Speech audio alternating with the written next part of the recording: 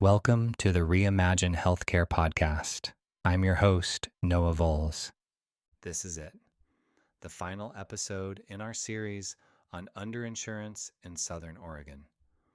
Over the past episodes, we've followed one family through their impossible year, $15,862 spent on healthcare, 25.6% of their gross income. We've shown you that they represent 13,500 families, 84,400 people experiencing the same crisis. We've calculated the regional impact, $89 million in employer productivity losses, $512 million in economic leakage, 1,632 people leaving because they can't afford to stay. And last episode, we explained why. Carrier consolidation, provider market power, PBM dysfunction, the small employer trap, market failures that make Southern Oregon healthcare costs 21 to 37% higher than comparable markets. Today, we're going to talk about solutions, real ones, proven ones, with evidence from markets just like ours. And we're going to tell you exactly what it would take to make Southern Oregon affordable again. Because here's the thing. Every solution I'm about to describe is already working somewhere else. Wisconsin, Montana, Idaho, Colorado. They face the same market structure we face. They implemented coordinated solutions, and they achieved 13 to 17% total cost reductions while lowering employee out-of-pocket costs by 30 to 40%. The question isn't whether we know how to fix this. We do. The question is whether we have the will to do it.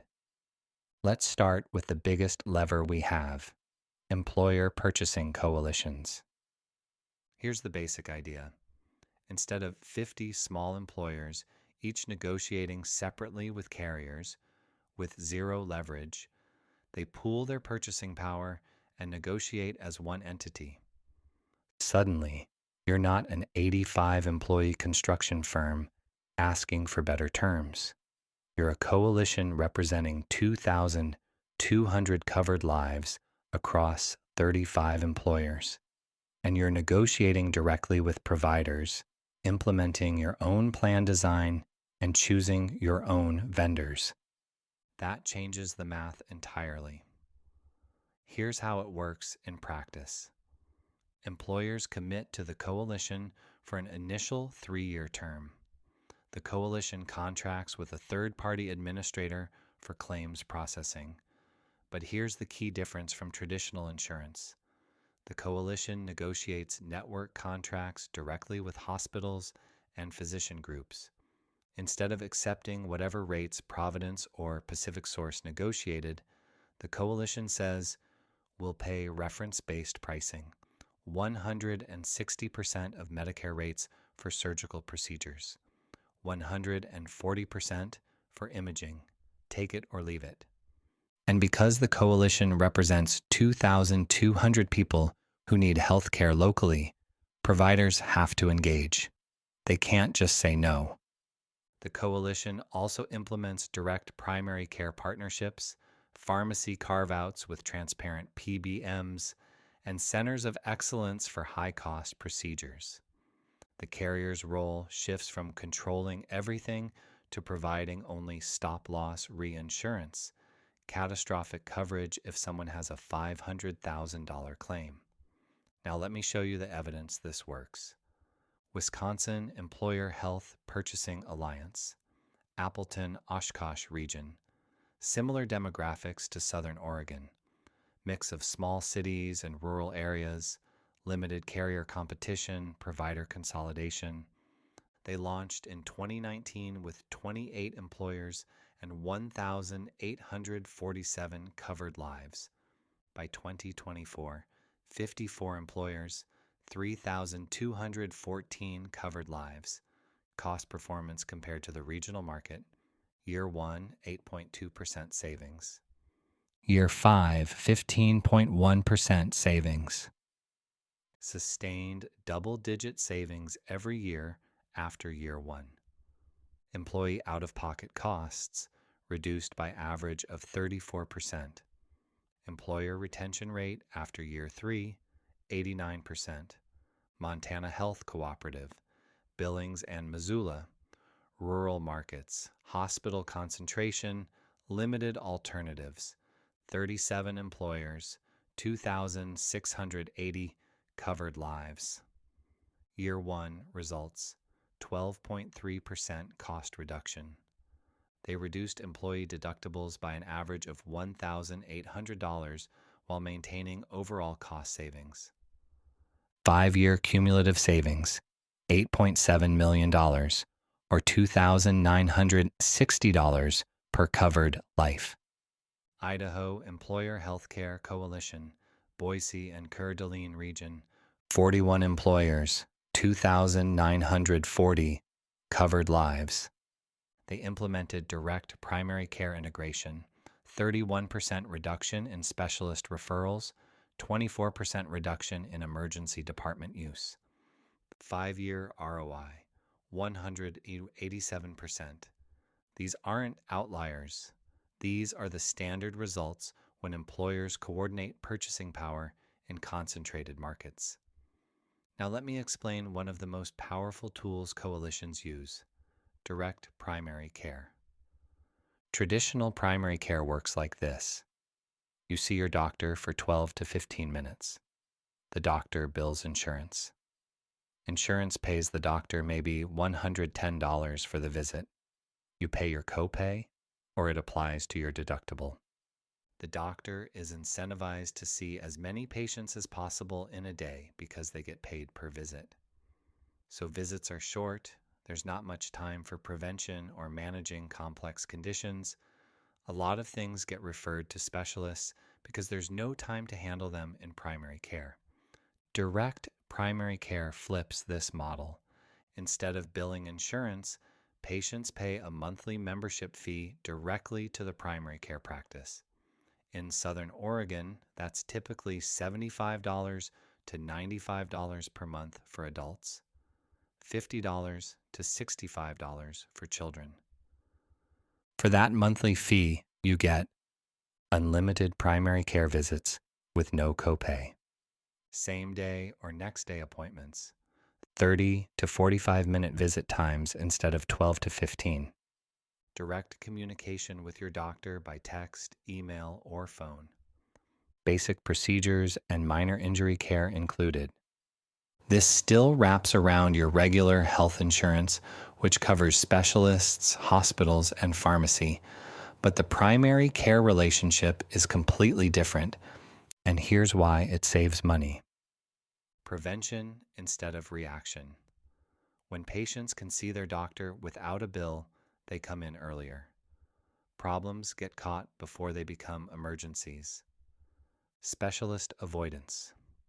More time with the primary care doctor means more conditions can be managed without expensive specialist referrals. Emergency department substitution. After-hours access to your PCP by text or phone means fewer emergency department visits. Chronic disease management.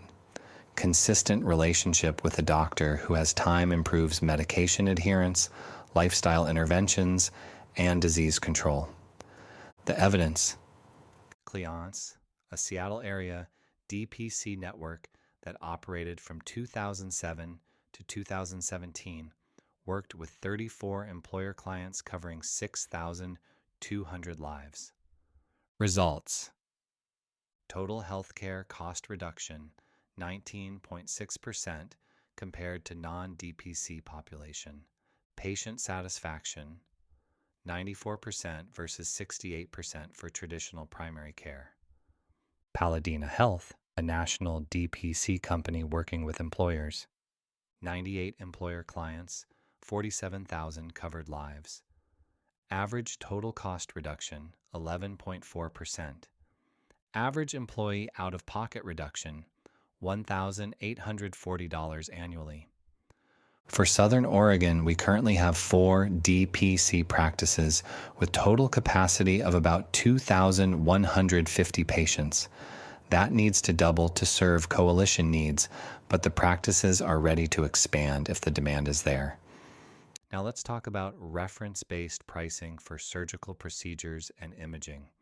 Remember last episode, I told you a knee replacement in Southern Oregon costs $38,000 to $68,000, while in Portland it's $32,000 to $48,000. Reference-based pricing says we're not paying your billed charges, we're not even paying your negotiated rate. We're paying a reference price based on what Medicare pays, plus a reasonable margin, typically 140 to 180% of Medicare rates. For a knee replacement, Medicare pays about $19,400. At 160% of Medicare, that's $31,040. The coalition tells providers, we'll pay $31,040 for a knee replacement. If you want to bill the patient for the balance, go ahead. But the patient has the right to choose a different provider who accepts our reference price. What happens? Initially, some providers refuse. They want their $48,000 or $68,000. But then patients start choosing providers who accept the reference price. And the high-cost providers realize they're losing volume. Within 18 to 24 months, most providers come to the table.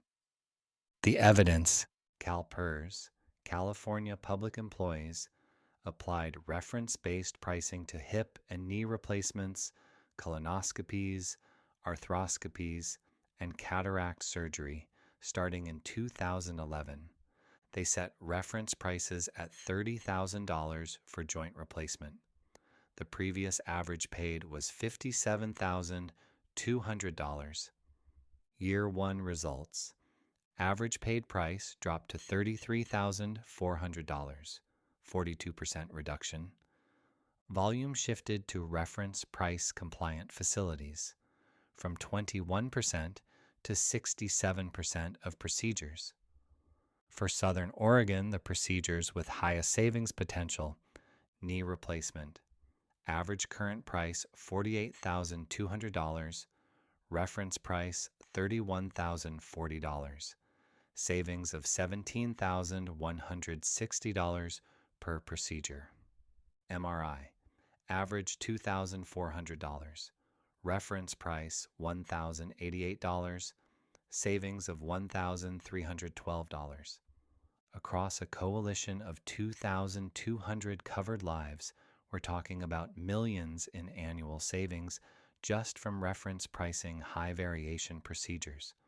The coalition removes pharmacy benefit management from the insurance carrier and contracts directly with a transparent PBM. The key word is transparent. The contract requires the PBM to disclose 100% of manufacturer rebates and pass them through to the employer. Charge only a flat administrative fee per member per month, typically $3 to $8. Provide complete pricing transparency on every drug claim. No spread pricing allowed. The coalition also implements strict formulary management, prioritizing generics and eliminating coverage for overpriced drugs where therapeutic alternatives exist. Evidence. Wisconsin Employer Health Alliance carved out pharmacy in 2018. 47 employers switched to transparent PBM. Year 1 savings, 18.2% or $847 per member annually. Savings breakdown, 12% from rebate pass-through, 6% from generic substitution.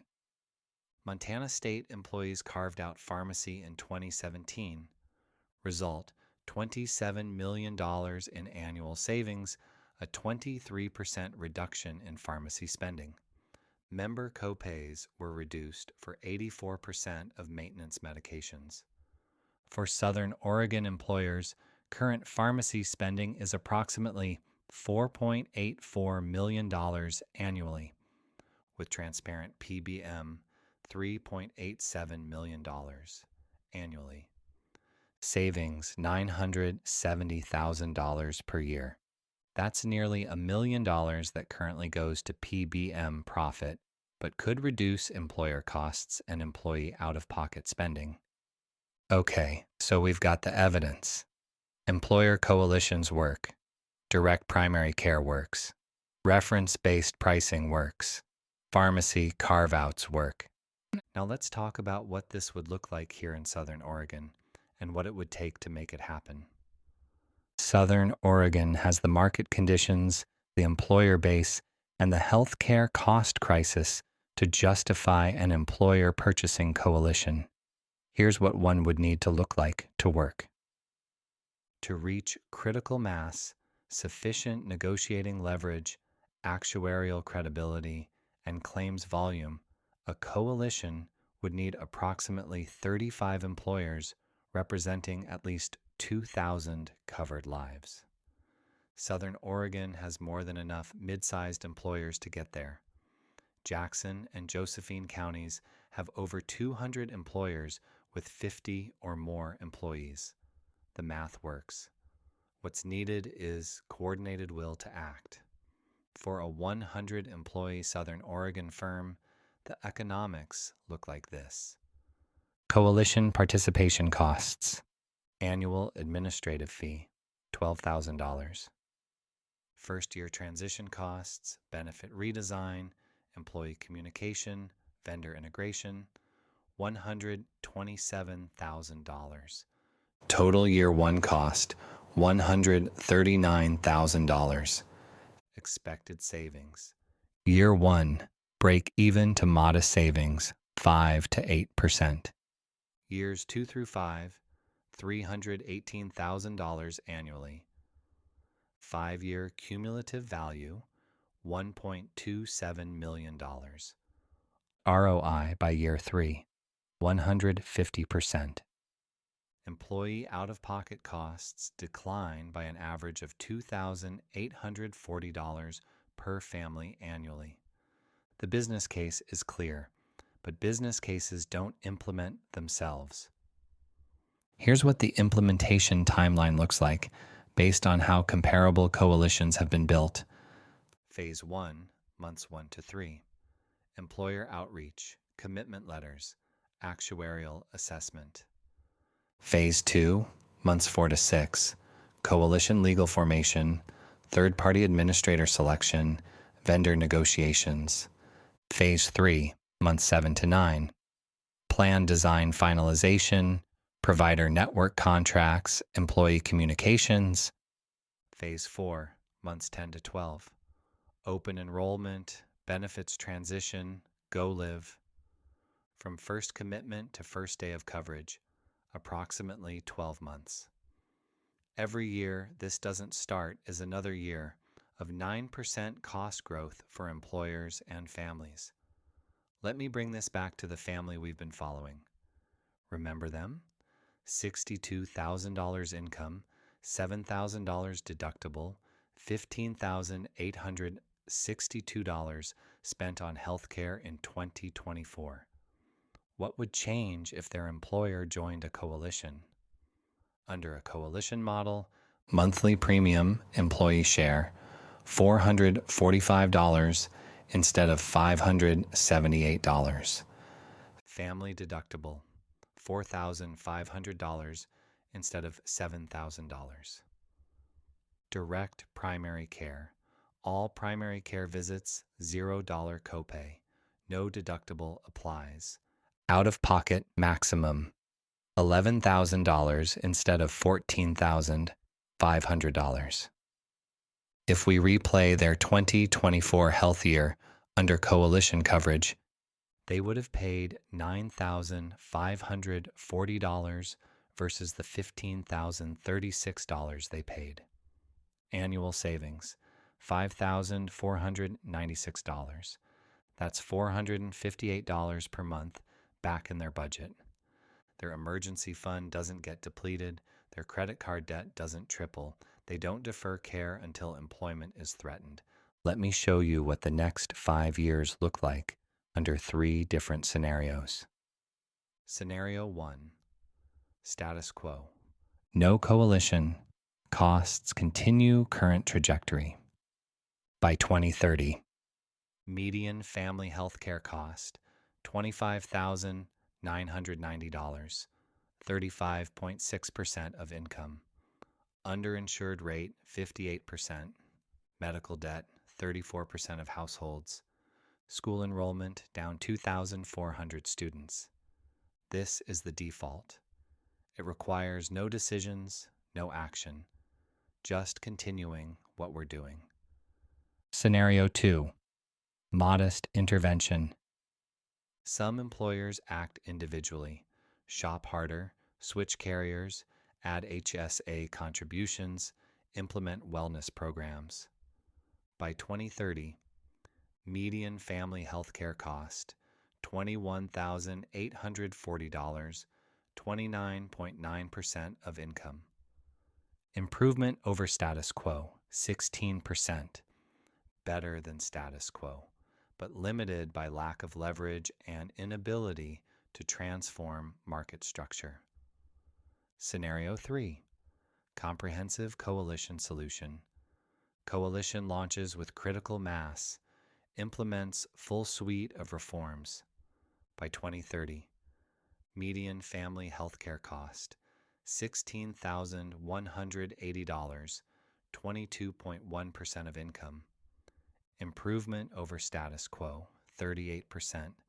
Underinsured rate, 28%, down from 58% status quo. Medical debt, 12% of households, down from 34%. Outmigration, 2,200 working age adults, 68% reduction. School enrollment, 2,840 students retained. 5-year cumulative savings versus status quo, $263 million in household purchasing power.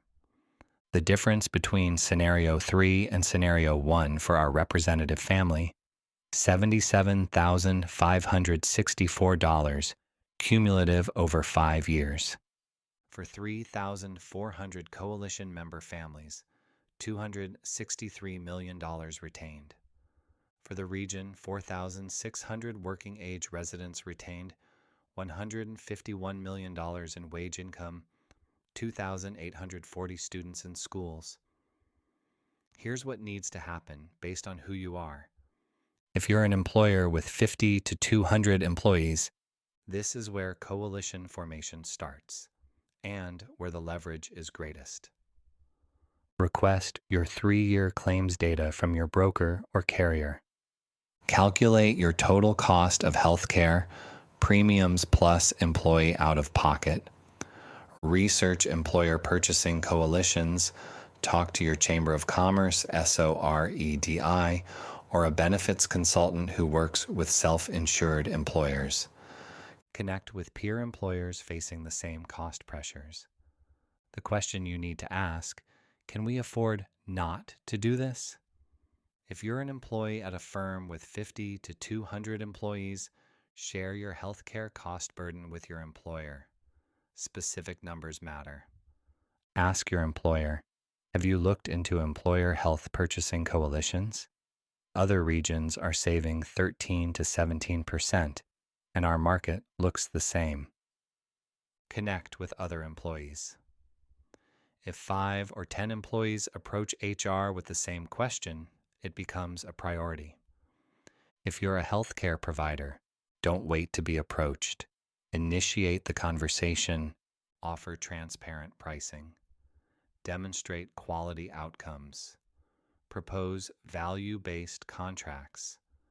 Coalition members represent guaranteed patient volume, reduced administrative burden, and the ability to compete on value rather than just market power. This is as much an opportunity for you as it is for employers. If you're a policymaker, Oregon has already taken meaningful steps in the right direction. SB 951, signed into law in 2025, restricts private equity and corporate control over physician practices, a direct response to the consolidation driving up costs in markets like ours.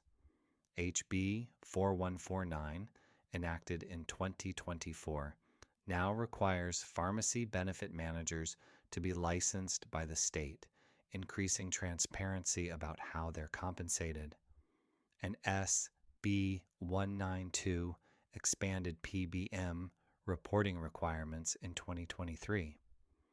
These are real wins, but they're the beginning, not the end. What's still needed? Support for self-insured employer alliances and purchasing cooperatives, particularly in rural markets with limited carrier competition. Full rebate pass-through requirements for PBMs serving Oregon employer plans. Transparency requirements that give employers real data to negotiate with. Connect healthcare affordability to economic development, because that's what it is. If you're a community leader, Chamber of Commerce, economic development, convene employers, host information sessions, frame healthcare as the economic development issue it's become. Business retention, business attraction, workforce development, all are affected by healthcare costs. Employers choosing where to locate or whether to stay don't just look at taxes, they look at total labor costs. And in Southern Oregon, healthcare is dragging those costs above what the market can bear. If you're a concerned citizen, share this podcast, tell your story, write to legislators. The more people understand this isn't just about health policy, it's about regional economic survival, the more pressure for action. So here we are. We've spent these episodes showing you the problem, the scale, the causes, and now the solutions. The barrier isn't economics. The ROI is clear. The barrier is coordination, making the decision, committing to collective action. Every year we wait is another year of 9% cost growth. Another year of families choosing between medication and groceries. Another year of working-age adults deciding Southern Oregon isn't where they can afford to build a life. The solutions exist. The evidence is strong from Wisconsin, Montana, Idaho, and Colorado, markets just like ours, with challenges just like ours that implemented these solutions and made them work. The question is whether Southern Oregon will do the same. If you're an employer interested in exploring coalition participation or self-insurance options, visit reimagine-healthcare.org for resources and connections. Sometimes I get things wrong. If you find errors or have comments, leave them below or contact me. We can solve this together. Thanks for listening.